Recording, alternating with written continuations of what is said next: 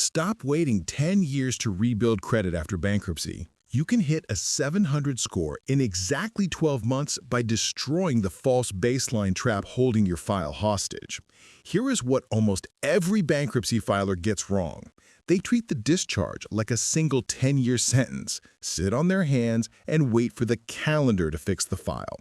The calendar will not fix the file. The mechanism will. This is Optimized Credit, where we teach how credit actually works. Today, you get the exact 12-month roadmap to debug the wreckage, isolate the bankruptcy, and force your score back over 700 years before the public record falls off. Start with the part nobody explains. There are two clocks running on your file, and they tick at completely different speeds.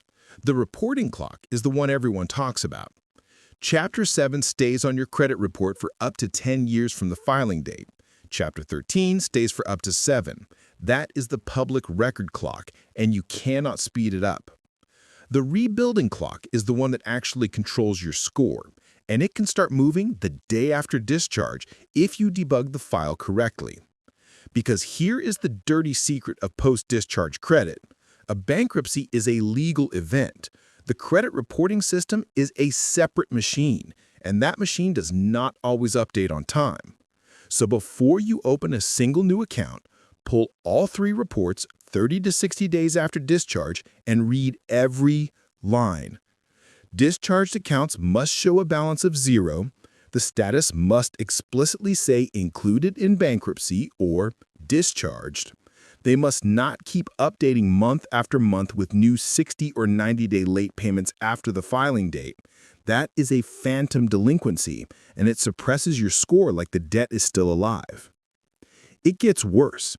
Sometimes a discharged debt reappears as a brand new collection account with a fresh balance. Sometimes the same debt reports twice, once through the original creditor and once through a collector, and both show as active. Each one of those errors is a false baseline. Each one is costing you points you legally do not owe. You cannot build a house over a toxic dump, so you debug first. You dispute the specific inaccurate field with documentation. The wrong balance, the wrong status, the duplicate collection. You do not blindly dispute the bankruptcy public record itself, because legitimate public records do not vanish on a dispute and you waste months trying. You force the bureaus to report the legal reality, which is a 0 balance and a discharge status, nothing more. Once the file is accurate, here is the safest possible stack. 1 secured credit card, not 5. Reports to all 3 bureaus, low fees, and a clear graduation path to unsecured. Throw away the predatory mailers with the $75 setup fee, the $99 annual fee, and the monthly maintenance charge. A high-fee card does not build credit any faster than a free one. The algorithm cannot see what you paid to get the card. Now the most important mechanic in the entire rebuild, the due date and the statement closing date, are 2 completely different dates, and almost nobody gets this right. The due date protects your on-time payment history. The statement closing date controls what balance gets reported to the bureaus. If you put a $90 charge on a $300 secured card and let it report at the statement close, that is 30% utilization. Same card, $270 balance, and you just reported 90%. The dollar amount looks tiny to you. The percentage looks like a fire to the algorithm. So you pay the balance down to single digits before the statement closes, not before the due date. You never carry a balance and pay interest just to build credit. Scoring models reward on-time reporting. They do not care if you hand the bank interest. That single mechanism, controlling what posts at statement close, moves more rebuilding scores than any other lever in year 1. If you want a free, personalized 12-month rebuild plan built from your actual post-discharge credit report, head to optimizedcredit.net. Now for the critical detail. Around month 6, the file should show one secured card reporting clean, low utilization, and a perfect payment history.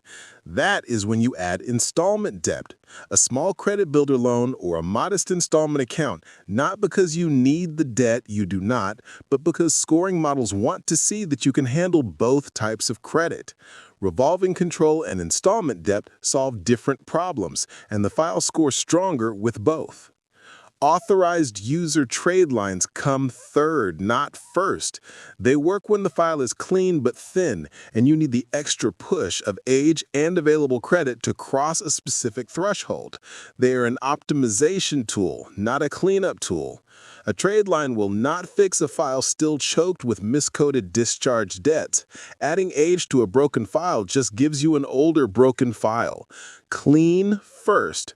Build primary accounts second. Add trade lines third.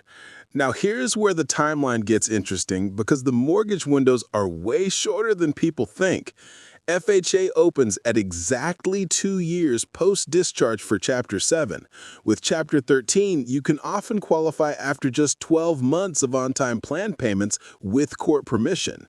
Conventional Fannie Mae loans open at 4 years post-discharge for Chapter 7 and 2 years from discharge for Chapter 13. This is the gap most people miss. They confused still on the report with still scored as fresh damage. Those are different. The bankruptcy ages out as a score impact long before it ages off the report. By year 4, a strictly managed file can have a 700-plus score, flawless recent payment history, and optimal account mix, even with the public record still sitting at the bottom of the report. Now the mistakes that wreck this timeline. Applying for 4 cards in the first 90 days, which clusters hard inquiries and makes the file look desperate. Paying for a predatory subprime card when a basic secured card creates the exact same scoring signal. Disputing accurate bankruptcy data and burning months on a fight you cannot win. Ignoring real reporting errors because, well, the bankruptcy is real. The bankruptcy can be real and the surrounding reporting can still be wrong, and those errors are very much disputable. Maxing out a small secured card. Closing your first clean post-bankruptcy account too early and wiping out the anchor of your new credit age. And the biggest one, opening new accounts before you have checked your reports. New positive data does almost nothing while old discharge debts are still updating as active damage. You're pouring clean water into a leaking bucket. Bankruptcy recovery is mechanical, not magical.